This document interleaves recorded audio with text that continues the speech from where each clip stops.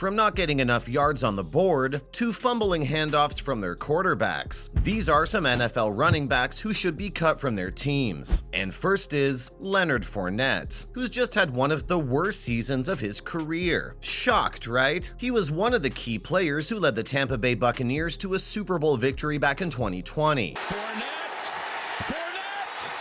touchdown, Tampa Bay.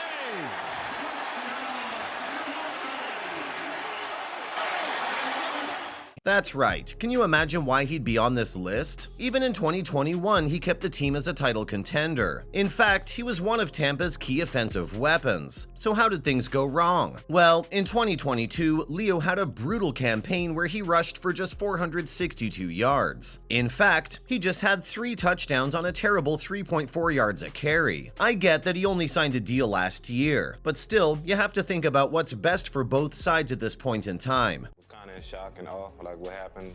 And then Tom called me. You know, I've been knowing Tom for a while. He literally called you. Yeah. You pick up the phone, you Yeah. see TB12's calling, hello? Plus, now that Brady has retired, the Bucs will really have to revamp their running game. Only then will they be left with any chance of contending in 2023. And while Leonard Fournette should be looking for a new team because of his bad performance, this next player should be cut for entirely different reasons. Burrow back to throw, screen pass. Perine with blockers in front. He's at the 20. Get Towards it. the sideline. Get Big it. Bengals. Samaje Perine. Yep, I'm talking about Samaje Perine, who could honestly become a starting running back if he gets a solid contract. Right now, Perine is a powerful running back who sits behind Joe Mixon in Cincinnati, but I really think he's made massive improvements over the last few seasons. And it's not just as a runner, but also as a pass catcher. In fact, he's gotten good enough that if he gets a solid contract, he has a fair shot at becoming a starting running back. On the other hand, this next player has made a rather odd decision that I don't think makes sense. It's Melvin Gordon, who made a choice to head to Kansas City Chiefs. The running back signed to the Chiefs practice squad in November. He was also a former Pro Bowl selection for not just the Denver Broncos and the Los Angeles Chargers. What's tragic is that because of the crowded running back room of the team, Gordon hasn't even managed to take a snap for the Chiefs. Yep, if you really think about it, in 2023, the former Pro Bowler could pretty much get playing time literally for any other team. I mean, you probably don't need to feel too bad for Melvin. After all, he might just be able to leave Kansas City with a ring. Just gotta be better, man. Ain't no excuse for it. I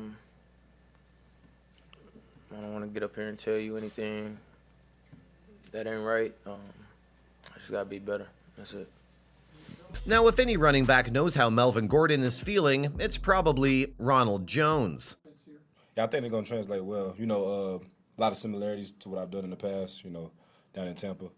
And, just correlating it and, getting the rest of the playbook down so, go out there for season.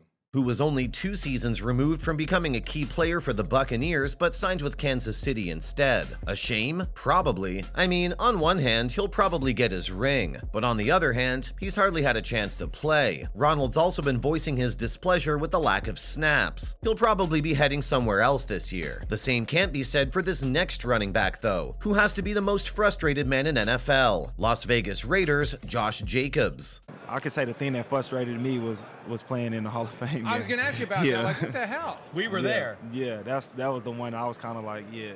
I mean, he's had a tough season, and it's probably time for him to leave. But it isn't because of Josh's lack of success. Quite the opposite, actually. The Raiders were the team to watch out for. They were a Super Bowl favorite to enter the season. Instead, the team ended the year without a franchise quarterback. They're still in a rebuilding phase. All this time, Jacobs has consistently spoken out against the team and their consistent losses. I get that the Raiders are rebuilding and Josh is pretty much on top of his game. Doesn't it make sense then for a trade right now? On the other hand, this next running back is actually in a really tough spot.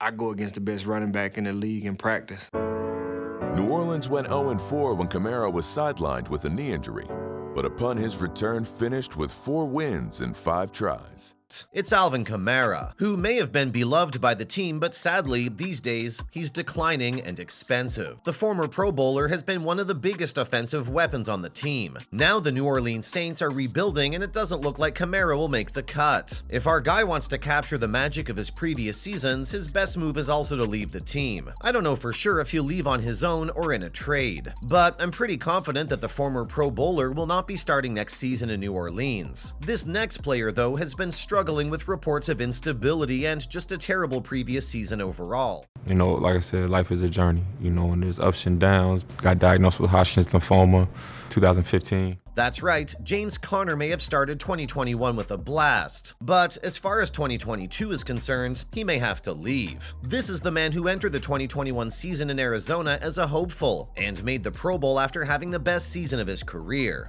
Instead of me having to prove others wrong, I would just have to prove myself right. I never stopped believing in myself.